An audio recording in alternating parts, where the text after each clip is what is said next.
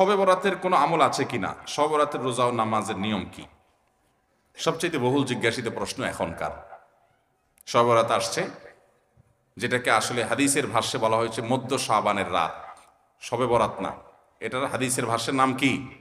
মধ্য শাবানের রাত। এই মধ্য শাবানের রাত বা মধ্য শাবানের রজনী, এই রাতে যেটাকে আমরা শবে বরাত বলি, এই রাতের নামাজের নিয়ম কি? কয় রাকাত পড়তে হবে, কোন রাকাতে কোন সূরা কতবার পড়তে হবে, এটা বহুল জিজ্ঞাসিত একটা প্রশ্ন। এবং এ ব্যাপারে আমরা অনেকে জানি যে শবে বরাতের নামাজে এত রাকাত পড়তে হবে, সেখানে সূরা কুল হুয়াল্লাহ, ইখলাস এতবার পড়তে হবে, ইত্যাদি ইত্যাদি।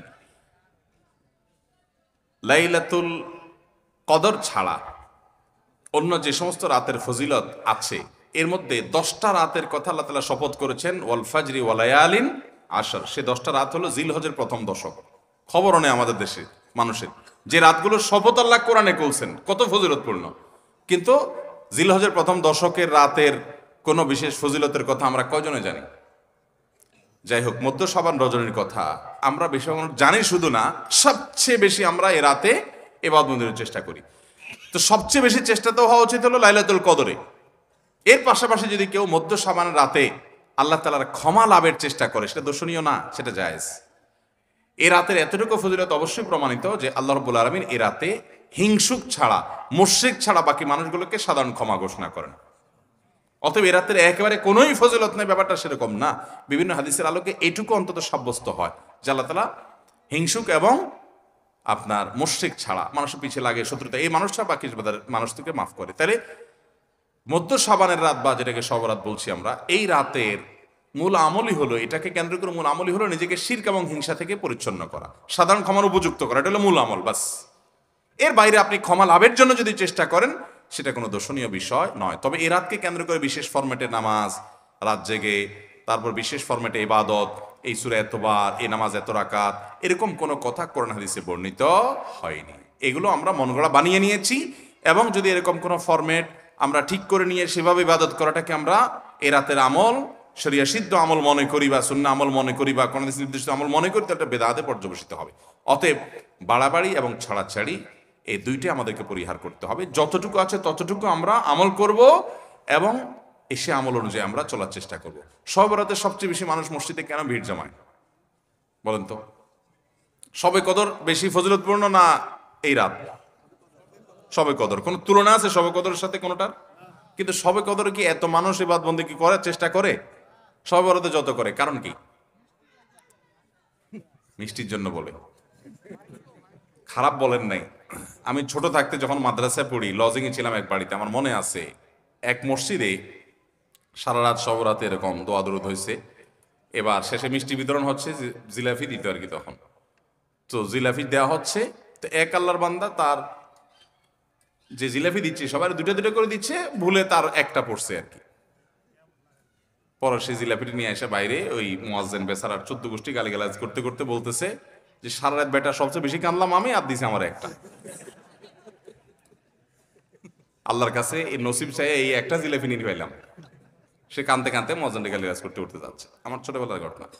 যাই হোক, তো মিষ্টির জন্য যায় না, এটা পুরোপুরি সঠিক না।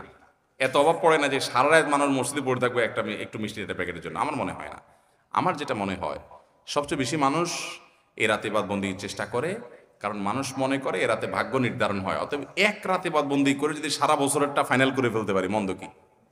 এই হলো মূল কাহিনী। আল্লাহ তাআলা আমাদেরকে বিশুদ্ধ পদ্ধতিতে ইবাদতবন্দি করার তৌফিক দান করুন। তাহলে ভাইরা আমার, মধ্য শাবানের রজনীতে আমরা আল্লাহ তাআলার কাছে ক্ষমার উপযুক্ত হওয়ার জন্য, হিংসা শিরক থেকে মুক্ত হওয়ার চেষ্টা করব। ক্ষমা পাওয়ার জন্য প্রচেষ্টা আমাদের থাকবে, কিন্তু ওই যে বেদাতি পন্থায় বিশেষ ফর্মে ঠিক করে ইবাদত, নামাজ, হালুয়া রুটি খায় মানুষ। হালুয়া রুটি কেন খায়? কেন খায় হালুয়া রুটি ভাই? সারা দেশে অনেক জায়গায় এখনো এটা হালুয়া রুটি ওই দিন বানাবে মানুষ। হালুয়া রুটিটা কেন হয় বলেন তো? বলে যে নবী সাল্লাল্লাহু আলাইহি সাল্লাম উহুদের যুদ্ধে তার দন্দান মুবারক শহীদ হয়েছে, এই জন্য উনি শক্ত খানা খাইতে পারতেন না, হালুয়া খাইতেন। এই জন্য আমরা হালুয়া খাই। আরে ভাই, নবী সাল্লাল্লাহু আলাইহি সাল্লামের দাঁত ভাঙছে প্রথম কতল, ওটা শাবান মাসে ঘটেই নাই, ওটা পড়ছে আরেক মাসে। আপনি এটা এই মাসে আনলেন কোত্থেকে? আচ্ছা, তারপরে যদি ধরে নেই এই মাসেই হয়েছে, তো ওনার দাঁত ভাঙছে কাদের আঘাতে? মুশরিকদের আঘাতে, তাই না? আল্লাহর দুশমনদের আঘাতে। তো কাফেরদের আঘাতে দাঁত ভাঙাতে উনি হালুয়া খাইছে বলতেছেন, যদি এটার কোনো ভিত্তি নেই, বোগাস কথা। তারপরে ধরে নিলাম, তো আপনি ভালো দাঁত নিয়ে হালুয়া খাচ্ছেন কোন শরমে? আপনার বাপের একটা শত্রু আছে, আপনাদের ফ্যামিলির একটা শত্রু আছে, সে আপনার বাপের ধরে আচ্ছা ধরে মেরে ঠ্যাং ভেঙে দিছে। আপনার বাপ বেচারা ওই ভাঙা ঠ্যাং নিয়ে একটা লাঠি নিয়ে ভর করে করে খোঁড়ায় খোঁড়ায় উনি হাঁটেন, কারণ পা ভেঙে গেছে বেচারার। আপনি আপনার বাবার ওই যে শত্রু, যে আপনার বাপের পা ভাঙছে, ওই শত্রুর সাথে আপনার বিরাট দরম বরম দোস্তি, চা দোকানে আড্ডা ফাড্ডা মারেন, সব জায়গায় ঠিক আছে। কিন্তু বাড়িতে আইসা বাপের সামনে আপনি ভালো পাও নিয়া একটা লাঠি নিয়ে আপনি খোঁড়ায় খোঁড়ায় হাঁটেন। কেন? বাবার প্রতি সহমর্মিতা দেখা, যে আমার বাবার যেহেতু পা ভেঙে দিছে, এই জন্য বাবা খোঁড়া খোঁড়ায় হাঁটে, আমি এখন ভালো পাও নিয়া লাঠি নিয়ে খোঁড়ায় খোঁড়ায় হাঁটতেছি।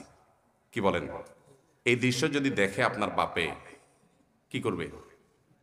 হাতের লাঠিটা দিয়ে বলবো, আমার পাও যা যাক, তোর আগে কয়টা বাড়ি দিবে এদব, তুই আমার ব্যাঙ্গাইতে আসছস?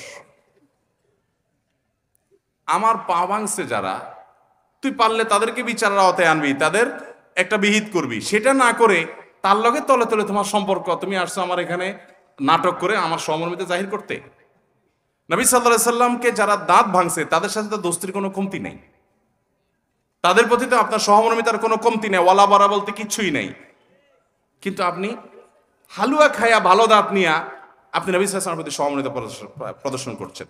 এর চেয়ে হাস্যকর আর কি হতে পারে? আল্লাহ আমাদেরকে সঠিকভাবে দিন পালন করার তৌফিক দান করুন।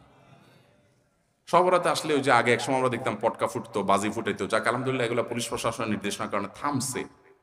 এরপরে ওই যে আতশবাজি করা, রাতে গোসল করা, অনেক তামাশা আমাদের সমাজে আছে সবরাতকে কেন্দ্র করে, শত শত বেদাতের আয়োজন এ রাতকে কেন্দ্র করে আছে। আল্লাহ আমাদেরকে এগুলো থেকে বেঁচে থাকার তৌফিক দান করুন।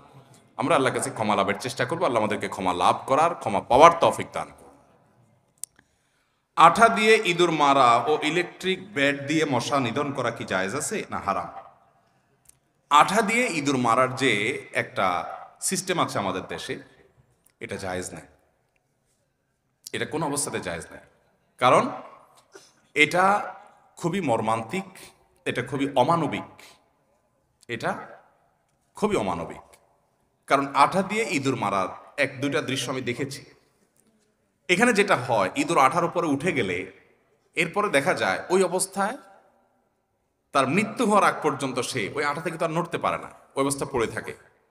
এবং যে ব্যক্তি ইঁদুর ধরার জন্য ফাঁদ আটছে আঠা দিয়ে, ওই ব্যক্তিও আর ওই ইঁদুরকে আঠা থেকে বের আলোক করতে পারে না। আলোক করতে গেলে চামড়া শরীর সব আলাদা হয়ে যায়, ছিঁড়ে যায় জীবন্ত।